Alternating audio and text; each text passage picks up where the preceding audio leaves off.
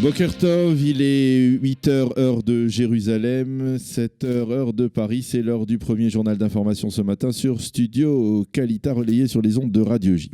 Et nous commencerons ce journal par la tension dans le sud du pays autour de la bande de Gaza après une nouvelle nuit d'alerte pour la population israélienne de Sderot et des environs.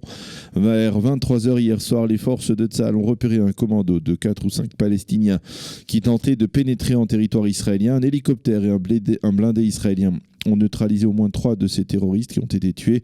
Peu avant, les forces palestiniennes avaient tiré 3 roquettes en direction du territoire israélien. 2 ont été interceptés par le dôme de fer et la 3e, où des éclats de cette 3e roquette ont frappé une cour d'habitation à Sderot sans faire de sérieux dégâts ni de blessés. 4 personnes de la localité de Sderot ont été choquées par ce tir. Il faut également préciser qu'une roquette a déjà été tirée vendredi soir en direction de Sderot, activant ainsi l'alerte rouge en plein repas de Shabbat. En riposte à cette intense activité terroriste, Tsahal a tiré plusieurs missiles en direction d'infrastructures du Hamas, en différents points de la bande de Gaza. Certains de ces derniers développements ont provoqué de très vives réactions au sein de la population israélienne du pourtour de la bande de Gaza. Certains de ses habitants ont reproché au gouvernement de ne pas donner l'impression de vouloir répondre au Hamas. Si le gouvernement n'a pas jugé nécessaire de réunir le cabinet restreint après l'assassinat de Dvir Sorek, alors pourquoi réunirait-il le cabinet au lendemain de tirs en direction de Sderot, a affirmé l'un des habitants hier. Ophir Lipstein, le président du conseil de Sha'ar HaNegev, conseil régional, a vivement réagi, lui aussi en affirmant que la politique de retenue du gouvernement est de facto mise en faillite par le Hamas, il faut la modifier. Au sein des responsables israéliens dans le sud, on fait état d'une augmentation très nette du nombre de tentatives d'infiltration de terroristes de la part du Hamas, et cela se passe à moins d'un mois des élections et en pleine grande vacances. Cette tension se rajoute à celle provoquée vendredi dans le Gush Etzion par l'attentat à la voiture bélier qui a sérieusement blessé 2 Israéliens, un frère et une sœur, Nahum et Noam Nabis, qui attendaient l'autobus pour aller passer Shabbat dans le nord du pays en vacances. Un Palestinien a projeté son véhicule contre les 2 jeunes âgés de 20 et 17 ans et il a très grièvement blessé Nahum Nabis et plus légèrement sa sœur Noam, qui ont tous les 2 été hospitalisés à Jérusalem. Leur état s'est amélioré durant le Shabbat, mais celui de Nahum reste tout de même très préoccupant.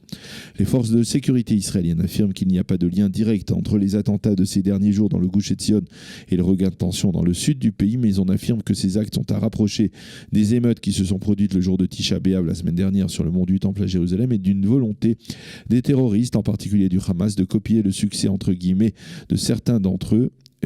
Mais l'on insiste également spécifiquement sur l'incitation à la haine anti-israélienne et anti-juive qui s'intensifie sur les réseaux sociaux.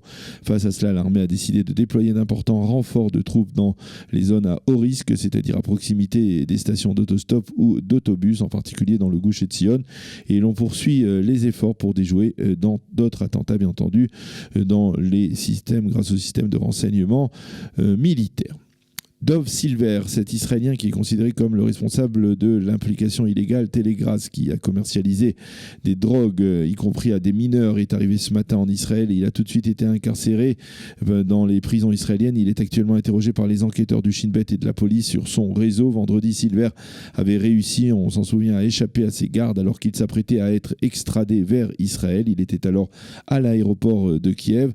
Les forces de police ukrainiennes l'ont retrouvé hier à Ouman et l'ont arrêté à nouveau avant donc de l'acheminer durant la nuit en Israël. Ce développement intervient à la veille d'une visite que doit effectuer à partir de demain le Premier ministre Binyamin Netanyahou à Kiev. Il s'agira de sa première rencontre avec le nouveau président Volodymyr Zelensky, qui est, je le rappelle, juif.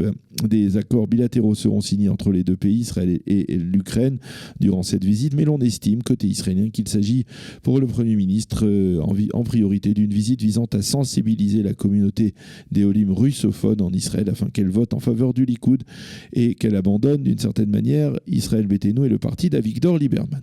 La météo pour terminer, temps nettement moins chaud en Israël à partir d'aujourd'hui. Il fera 29 degrés à Jérusalem, 30 à Tel Aviv et 38 degrés à Eilat. C'est la fin de ce premier journal d'information sur Studio Kalita.